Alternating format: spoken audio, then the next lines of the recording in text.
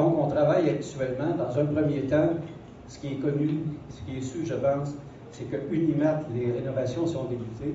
Unimat va occuper les anciens locaux de Provigo. Et actuellement, on est en démarche. On est en train de placer ce qu'il faut faire dans ce temps-là.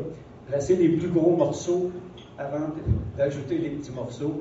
Donc, on est en démarche avec quelques bannières qui devraient se régler dans les semaines qui viennent pour faire des annonces importantes et finalement donner l'image globale. Moi, je dis souvent, c'est un peu comme un casse-tête. Avant de placer toutes les pièces, c'est mieux de regarder l'image sur la boîte. Ça fait qu'on s'est fait un plan pour être sûr éventuellement que l'image qu'on s'est donnée, le plan de ce qu'on veut faire avec les galeries, ça se réalise. Et on en profite à ce moment-ci pour parler dans les galeries d'Appalaches. Il y a un projet qui va venir au prochain déjeuner. Vous saviez sans doute qu'on avait été retenu dans un appel de proposition pour réaliser le centre des congrès qui va être associé au centre d'affaires dont on va parler il y a quelques minutes. Pour des motifs un peu hors de notre contrôle, un petit contentieux, on a dû reporter, n'aurait pas dû le réaliser juste dans 3 ans. Je pense que ça aurait été un mauvais timing. Et compte tenu qu'on s'était porté acquéreur des galeries, on a regardé ça pour nous dire il semble que le site sera peut-être encore plus approprié que notre première hypothèse.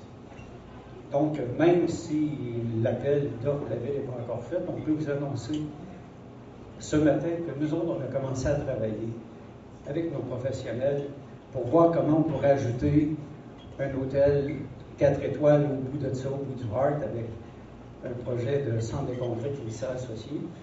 Je pense que ça répondrait à tous les critères que la ville s'était donné au départ, situé entre la rue Johnson et la 9e rue et associé à tout près avec des restaurants, avec des centres d'affaires. Je pense qu'on réaliserait là quelque chose peut-être encore mieux que notre projet original.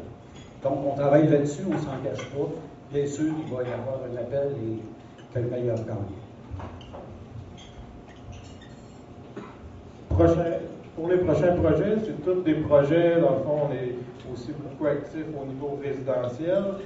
Donc, on s'en va vers le domaine des élèves. On voit, je pense que la région, avec tous les projets commerciaux, industriels qu'il y a dans la région, mais ça a des retombées au niveau économique, au niveau résidentiel. On a des gens qui ont besoin de logis. Juste l'édifice, je pense que l'ancien édifice des élèves qu'on a reconstruit, maintenant, c'est 32 condos qui font partie de cet édifice-là. Et on continue avec une 4e phase qui va s'ajouter 8 condos. Donc, pour les gens qui rentraient par la rue Saint-Alphonse il y a 3 ans, je pense que c'était pas un beau visage pour la région. Maintenant, on voit une belle bâtisse, 3 étages. Donc, on voit vraiment un visage très intéressant. Donc, c'est un produit, puis on voit que la région est en plein essor. 40 condos, je pense qu'il y a plusieurs années, il n'y a pas beaucoup de monde qui aurait pensé qu'on aurait construit ça en l'espace de 2 ans et demi.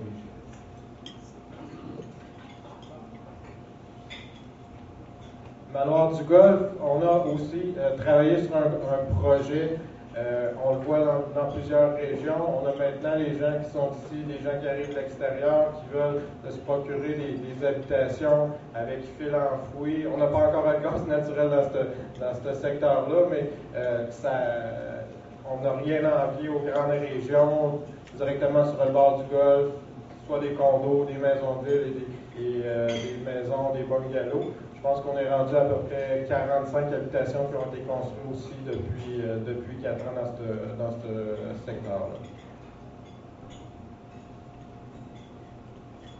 Vous voyez tout le terrain situé dans la ville de Thetford.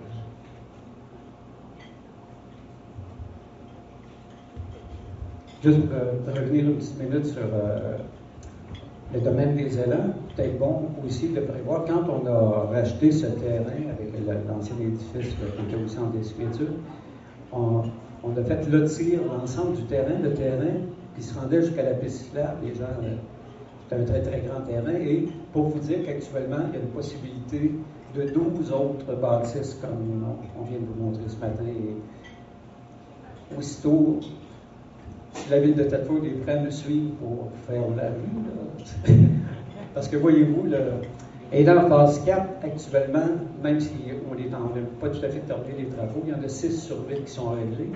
Les 32 premiers étaient réglés. On a déjà des réservations pour la phase 5. Ça va faire un très, très beau projet, ce secteur-là, vraiment. Ça va faire comme une sorte de village de condos, comme on voit dans les grosses villes actuellement.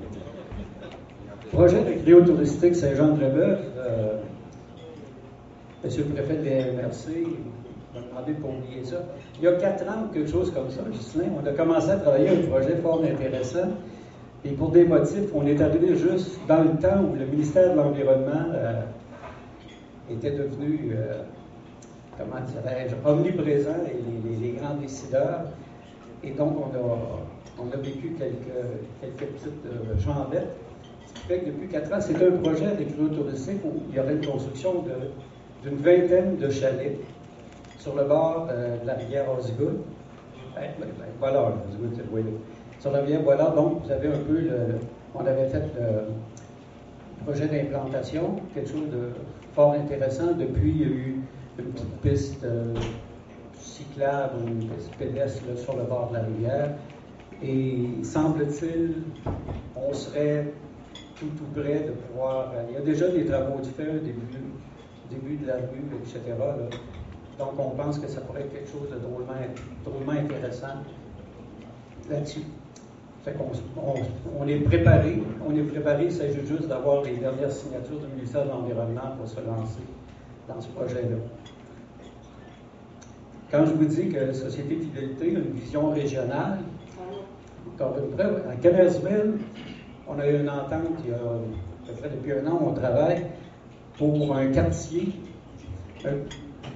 de 7 maisons qui va venir compléter le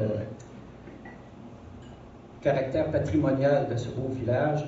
On aurait donc des maisons de type Nouvelle-Angleterre.